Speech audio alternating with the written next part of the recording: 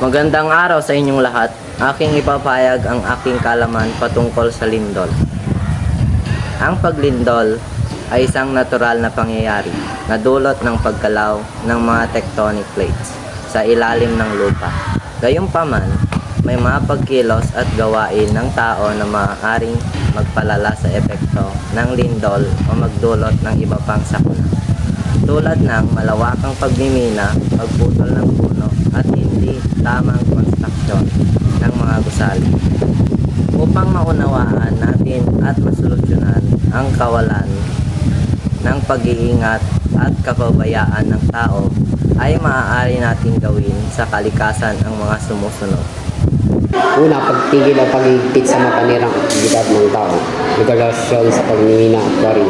Kailangang higpitan ang batas ng regulasyon sa pagmimina at quarry na maaaring magdulot ng pagbuwa ng lupa, landslide at iba pang sakuna na maaaring magkaala sa epekto ng lindol upang maiwasan ang sakunang maaaring mangyari.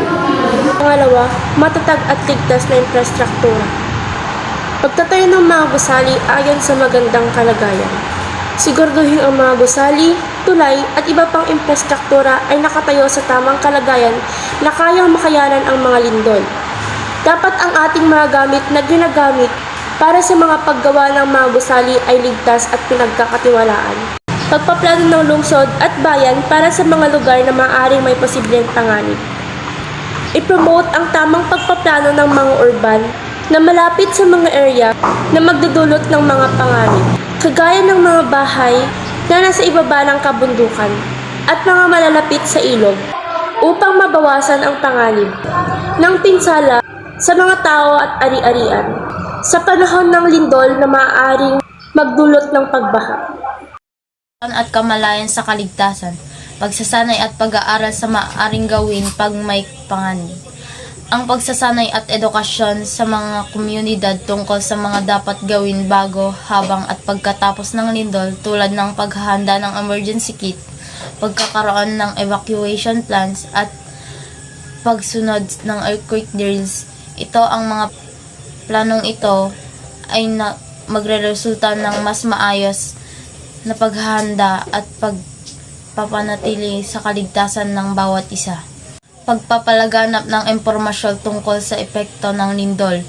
Hikayatin ang mga mamamayan na maging handa at alerto sa pamamagitan ng pagbibigay ng impormasyon o pagsabihan silang makinig sa radio, television, magbasa ng dyaryo at maaari ding gumamit ng teknolohiyang cellphone tungkol sa posibleng epekto ng lindol at paano ito maiiwasan. Pangapat, pagsuporta sa mga batas at patakaran. Pagtataguin ng batas. Suportahan ang mga batas na sumusulong sa sustainable development upang matiyak ang ating mga natural na yaman ay ginagamit ng tama at hindi nagpapaalala sa panganibang sakuna. Itong paraan na ito ay nagpapaayos ng kalagayan ng natural na yaman at upang maayos ang pamamahala ng mga tao. Pagpapatibay ng Disaster Risk Reduction and Management (DRRM) plans. Suportahan ang mga pulisya at programa ng gobyerno sa DRRM upang matiyak ang kaligtasan para sa lahat. Makatulong ito sa ating kalaman upang malaman ang mga dapat at hindi dapat gawin. Mga puno ay mahalaga sa pag-iwas sa landslide at iba pang mga epekto ng mga lindol. Dapat nating limitahan ang pagpuputol ng kahoy at sa bawat putol natin ay ang kapalit na tatanim ay 10 upang ang mga bundok at kagubatan ay hindi lamang lalago, kundi masariwa pa. Ang mga puno ay mahalaga sa pag-iwas sa mga lindol at landslide at iba pang epekto. Sa pamamagitan ng mga hakbang na ito, maaari nating mabawasan ang ating pagkukulang sa kalikasan at makatulong sa pagprotekta sa ating mga komunidad laban sa mga panganib na dulot ng lindol at iba pang sakuna.